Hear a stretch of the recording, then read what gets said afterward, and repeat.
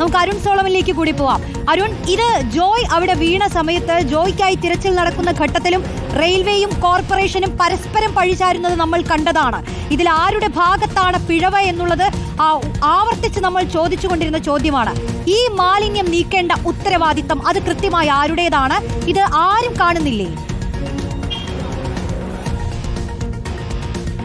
റോഷ്നി, കഴിഞ്ഞ വർഷം ജൂലൈ 12-ാം തീയതിയാണ് നെയ്യാറ്റിൻകര മാരായമുട്ടം സ്വദേശിയായിട്ടുള്ള ജോയി ഈ റെയിൽവേ ടണൽ വീണ് മരണപ്പെടുന്നത്. അതിന് പിന്നാലെ പരസ്പരം പഴിചാരുന്ന ഒരു സ്ഥിതിവിശേഷമാണ് നമ്മൾ കണ്ടതെങ്കിൽ പിന്നാലെ ആക്ഷൻ കൗൺസിൽ മേയറിന്റെ സ്ഥാനത്തിൽ നടത്തുകയും ഇതിനെ സംബന്ധിച്ചൊരു ആഭ്യന്തര അന്വേഷണം നടത്തിയതിന് പിന്നാലെ വീഴ്ച ആർക്കാണ് സംഭവിച്ചെന്നുള്ള ഒരു കാര്യം അതിലൊരു സ്ഥിരീകരണത്തിലേക്ക് കോർപ്പറേഷൻ എത്തുകയുണ്ടായി. അത് കോർപ്പറേഷൻ തന്നെയാണ് വീഴ്ച സംഭവിച്ചു എന്നുള്ളതാണ്, അതിൽ യാതൊരുവിധ സംശയമൊന്നുമില്ല. കാരണം അന്നത്തെ ഹെൽത്ത് ഇൻസ്പെക്ടറായിട്ടുള്ള കെ ഗണേഷിനെയാണ് അന്ന് സസ്പെൻഡ് ചെയ്തത്. നമുക്ക് ഈ ദൃശ്യങ്ങൾ നോക്കിയാൽ അറിയാം. ഇപ്പോൾ പ്രസാദ് കാണിച്ച ദൃശ്യങ്ങൾക്കപ്പുറം ഇവിടെ നിന്നും ഈ റെയിൽവേ നിന്നും വാരി വലിച്ച് മാലിന്യം കരയിൽ വെക്കുകയും ഈ കരയിൽ നിന്നും ഈ മാലിന്യം വീണ്ടും അടുത്തൊരു മഴ പെയ്യുമ്പോൾ ഇവിടെ നിന്ന് ഒലിച്ചിറങ്ങി വീണ്ടും താഴേക്ക് പോകുന്ന ഒരു അവസ്ഥയാണുള്ളത്. നിലവിൽ പഴവങ്ങാടി ഗണപതി ക്ഷേത്രത്തിന്റെ ഭാഗത്ത് വലിയ തോതിൽ ഒഴുക്ക് നിലച്ചിരിക്കുകയാണ്. ആ ഒഴുക്ക് നിലച്ചതാണ് നിലവിൽ ആമേഴഞ്ചാൻ തോടിന്റെ പ്രധാനപ്പെട്ട പ്രശ്നം എന്നുള്ളതാണ് വിദ്യാഭ്യാസ വകുപ്പ് മന്ത്രി കൂടിയായിട്ടുള്ള കെ ശിവൻകുട്ടി 2 ദിവസം മുൻപ് ആ ഭാഗത്ത് ചെന്നപ്പോൾ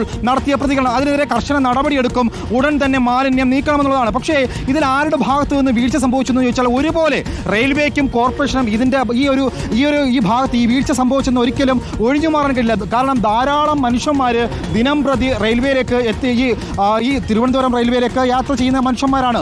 അവരുടെ ഭാഗത്തു നിന്നുള്ള വീഴ്ച സംഭവിക്കാറുണ്ട്. അതുമാത്രമല്ല തിരുവനന്തപുരം നഗരത്തിന്റെ പല ഭാഗങ്ങളിലൂടെ, പ്രത്യേകിച്ചും രാജാജി നഗർ, സെക്രട്ടേറിയറ്റ്, ഈ ഭാഗങ്ങളിലൂടെ ഒഴുകിയെത്തുന്ന മാലിന്യമാണ് ഈ റെയിൽവേയുടെ ഈ ഭാഗത്ത് ഇപ്പോൾ നമ്മൾ കണ്ട മനസാക്ഷിയെ ഞെട്ടിപ്പിക്കുന്ന ഈ കാഴ്ച കണ്ടത്.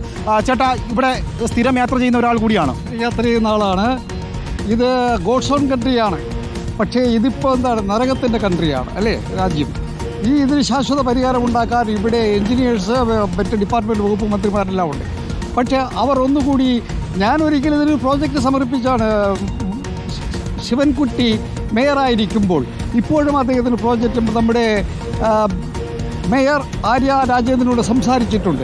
എനിക്കിതിന് പ്രോജക്റ്റ് വയ്ക്കാൻ പറ്റും. ഞാൻ ഒമാനിലെ വാട്ടർ സപ്ലൈ ആൻഡ് ഡ്രെയിനേജ് ബോർഡിൽ വർക്ക് ചെയ്ത ഒരാളാണ്. ഞാനൊരു എഞ്ചിനീയറൊന്നുമില്ല, പക്ഷേ best ideas having with me.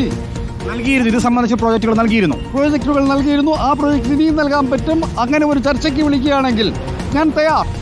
ഇതിന് ശാശ്വത പരിഹാരം ഉണ്ടാക്കാൻ പറ്റും. റോഷ്നി, കഴിഞ്ഞ ഒരു വർഷം ആകുമ്പോഴും ഇതിൽ 60 ലക്ഷം രൂപയാണ് ഇറിഗേഷൻ വകുപ്പ് ചെലവഴിച്ചാണ് ഇപ്പോൾ ഈ ഭാഗത്തെ 130 മീറ്റർ വരുന്ന, അതായത് പ്രസാദ് കാണിച്ച ഇന്ന് മാലിന്യ കൂമ്പാരം കൊണ്ട് നിറഞ്ഞു കിടക്കുന്ന ഈ ഭാഗം വൃത്തിയാക്കിയത്. അത് ഇറിഗേഷൻ വകുപ്പാണ് വൃത്തിയാക്കിയതെന്ന് നമ്മൾ ഓർക്കണം. കാരണം റെയിൽവേ ഈ ഭാഗത്ത് ഒരു ഉത്തരവാദിത്വവും ഏറ്റെടുത്തില്ല എന്നുള്ളതാണ്. അന്ന് ജോയ് വീണ് 48 മണിക്കൂർ പിന്നിടുമ്പോൾ പോലും റെയിൽവേ ഔദ്യോഗികമായിട്ട് പ്രതികരിക്കാൻ പോലും രംഗത്തെത്തിയിട്ടില്ല. ഈ ഭാഗത്ത് ജോയിയുടെ സ്ഥലം MLA ആയിട്ടുള്ള CK കരീന്ദ്രൻ, മേയർ ശിവൻകുട്ടി അടക്കമുള്ളവരാണ് അന്ന് ഈ ഭാഗത്ത് വന്ന് നിന്നതും മുഴുനീളം ജോയിയുടെ തെരച്ചിലിന് വേണ്ടി ഒരു രാവെന്നോ പകലെന്നോ ഇല്ലാതെ പ്രവർത്തിച്ചതും സ്കൂബ ടീം അടക്കമുള്ളവർ എത്തിയിരുന്നു എന്നുള്ളതാണ്. പക്ഷേ നമ്മൾ ഇന്ന് കാണുന്ന ഈ ദൃശ്യം, അതിന് ഉത്തരവാദിയായിട്ടുള്ളത് ഓരോ മലയാളിയുമാണ്. കാരണം ഇത് സംബന്ധിച്ച് 14 CCTV ക്യാമറകളാണ് ഈ കോർപ്പറേഷൻ നടപ്പിലാക്കിയത്. AI ക്യാമറ ഉൾപ്പെടെ അതിലുണ്ടായിരുന്നുള്ളതാണ്. പക്ഷേ കഴിഞ്ഞ ഒരാഴ്ചയായി ഈ ക്യാമറകൾ പോലും പ്രവർത്തിക്കാത്ത സ്ഥിതിയിലേക്ക് കാര്യങ്ങൾ മാറിയപ്പോൾ വലിയ തോതിൽ ഈ കഴിഞ്ഞ ഒരാഴ്ചയായി നഗരത്തിൽ പെയ്ത ശക്തമായ മഴയിൽ രാത്രികാലങ്ങളിൽ വിപുലമായിട്ട് മാലിന്യം ആ തോടുകളിൽ തള്ളി എന്നുള്ള റിപ്പോർട്ടാണ് കോർപ്പറേഷന്റെ ഭാഗത്ത് നിന്ന് വരുന്നത്. അങ്ങനെ വരുമ്പോൾ കോർപ്പറേഷന്റെ ഭാഗത്ത് വീഴ്ച സംഭവിച്ചു. CCTV ക്യാമറകൾ എന്തുകൊണ്ട് പ്രവർത്തിക്കുന്നില്ല?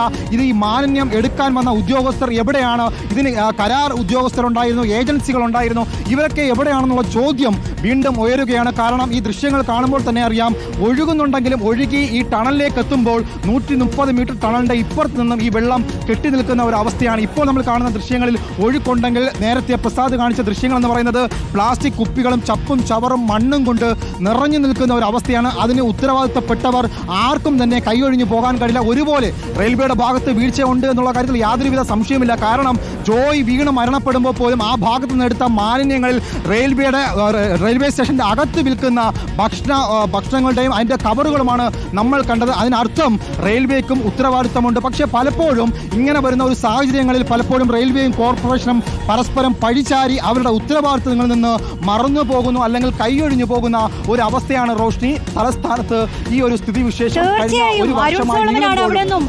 തത്സമയം ആമയിഴഞ്ചാൻ തോടിന്റെ അവസ്ഥ കാണിച്ചു തന്നത്. TV പ്രസാദും ഈ ദൃശ്യങ്ങൾ പ്രേക്ഷകരിലേക്ക് എത്തിക്കുകയായിരുന്നു.